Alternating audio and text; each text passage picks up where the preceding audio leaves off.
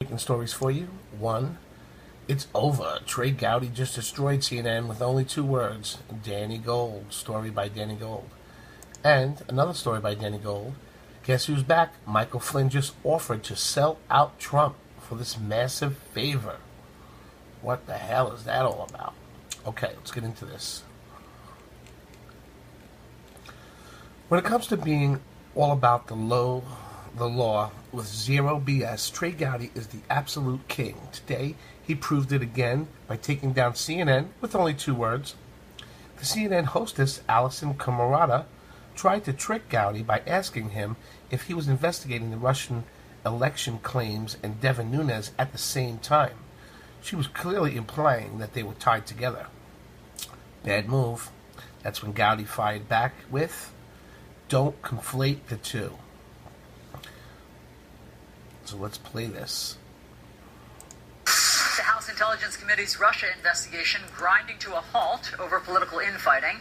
Now, for the first time, a Republican lawmaker is calling on Chairman Devin Nunes to recuse himself from that Russia probe.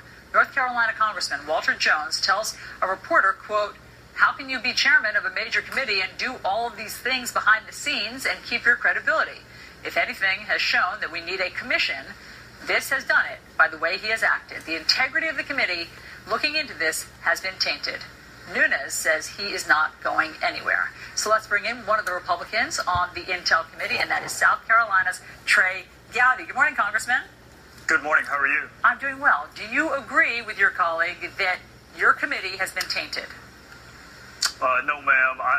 What I want our committee to start doing is working, which is interviewing witnesses and accessing documents. And all of this politics, I'm sure, is interesting to the viewer. But if you want to find out those 4 tranches, those investigative tranches with respect to Russia, we need to start interviewing witnesses and accessing documents and let the politics kind of go away. Isn't that the problem right there? I mean, as you've just spelled it out, because of everything that's going on with Chairman Nunes, everything has been stalled this week. In fact, one of your Democratic colleagues, Jim Himes, says that you're in deep freeze mode. Doesn't that tell you that he needs to recuse himself? Well, I'm smiling because I don't know when Congress not doing something for a week was deep freeze mode. That's not unusual up here that we would have a week where we didn't have a whole lot to show for it. But you were scheduled. Hold on one second, Congressman. I'm sorry to interrupt you, but you were scheduled to do interviews and to hold hearings. Sally Yates was supposed to appear, Jim Comey, but that, for whatever reason, Chairman Nunes indefinitely postponed it or canceled it. So what's going on? Well, I think that for whatever reason is really important. You saw the hearing last Monday where almost 100 times the 2 witnesses said, "I cannot answer in this forum." So why you would go back to a forum where the seminal witnesses can't answer the question is befuddling to me. I want to talk to Sally Yates. Sally Yates is an important fact witness. We're going to talk to Sally Yates. The fact that we didn't do it this Tuesday doesn't mean we're not going to do it next Tuesday. But why didn't you do it this Tuesday? We're about a week behind. We're about a week behind. But if we start next week, we can catch up. I hear you, but you could have done it in a closed meeting. Why not do it this week? I think it's important that we talk to Comey and Rogers again first. They really are, Allison, the 2 most important witnesses, at least with 3 of the 4 tranches. And when you answer 100 times, I can tell you, but I can't tell you in this forum, then why would you not bring back the 2 seminal witnesses to say, okay, we're in a different forum. Answer those almost 100 questions, and then we'll move to Clapper, and then we'll move to Brennan, and then we'll move to Ms. Yates. Okay. That is the natural chronology, and that's what I hope we do. You make a great point. Why didn't it happen this week in a closed forum? It was scheduled, and then it was canceled. Well, you mean Rogers and Comey. I think it's really important that we talk to them again. I'm not privy to their calendars. They came last Monday. Perhaps they could not come this week, but it is, in my judgment, indispensable that we talk to the 2 seminal witnesses again, see what questions they can ask. That's then going to lead to different questions for Ms. Yates and Brennan and Clapper. So there's always a natural chronology in an investigation. I like to go chronologically. I like to start with the seminal witnesses, and then they can identify other witnesses. I don't know what Director Comey and Admiral Rogers scheduled. They're 2 really important, busy guys. The fact that they could not come back-to-back weeks before Congress and spend 6 hours before us does not surprise me. But I expect them to come, and I expect them to come quickly.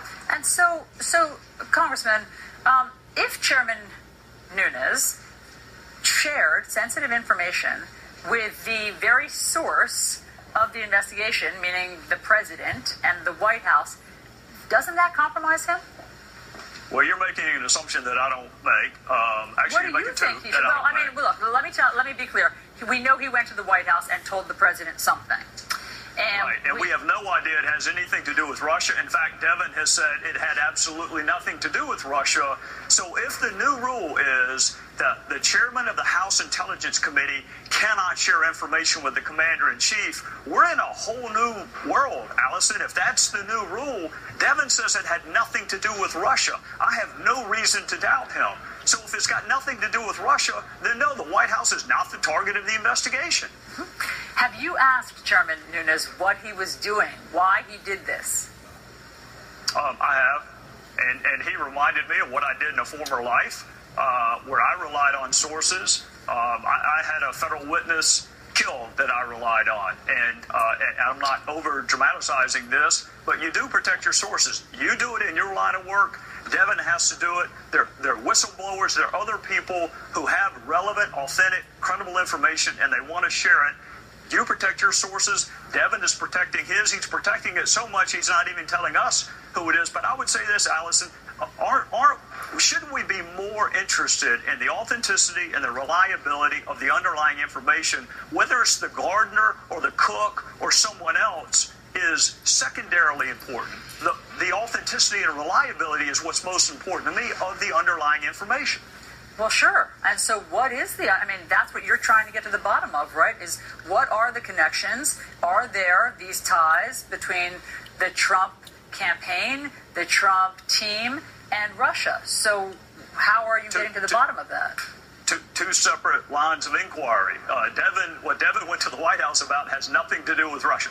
So put that in a separate track. I was ready yesterday to start interviewing witnesses, all of them. I want to sit down with Adam Schiff and say, Adam, give me your list of witnesses. Let's do it together. Let's interview them together. We're both former federal prosecutors. Let's find the facts and the truth together. Give me your witness list. I'll give you mine. Let's start doing it in the forum that is most conducive with gathering the most amount of information.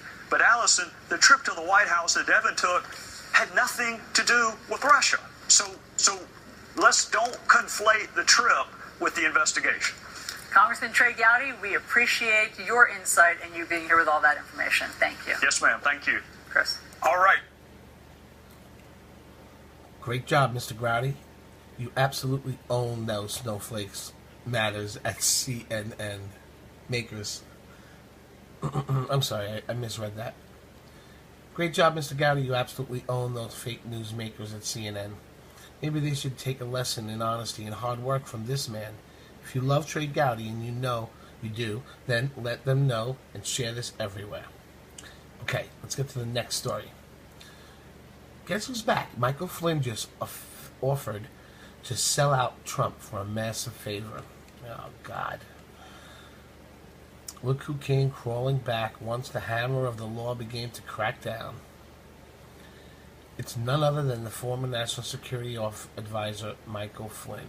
And he has a nasty surprise for President Trump. Today, Flynn offered his full testimony on Trump's ties to Russia. Oh, and he wants, in return, full immunity for his own involvement. As far as anyone knows, no agency has taken up Flynn on his offer yet, probably because he is not that known for his trustworthiness around Washington, D.C. these days. However, Flynn's lawyer is trying to make it sound like he has some groundbreaking news. He describes it as, General Flynn certainly has a story to tell, and he very much wants to tell it, should the circumstances permit. But He'll, who really knows him, see, they spell wrong sometimes, so it makes me sound like I'm not know what I'm talking about. But whoever really knows, maybe it's all just a trick to get him off the hook for everything. Maybe he has nothing good to offer at all. Former National Security Advisor Michael Flynn is willing to testify about President Donald Trump's possible ties to Russia in exchange for legal immunity. Flynn was ousted from his post in February after it became clear he had contact with a Russian diplomat during the election, then misled the vice president about that communication. The Wall Street Journal reports Flynn has offered up his testimony to the FBI and congressional officials looking into Trump's relationship with Russia. People generally don't ask for immunity unless they're worried that what they will say will make them vulnerable to prosecution. Flynn started advising the Trump campaign in 2015. In December of that year, he was paid more than $45,000 to speak at a gala for the RT TV network, essentially a propaganda outlet for the Russian government. Okay. Still, after President Trump did so much to defend his honor, even after he got shot down,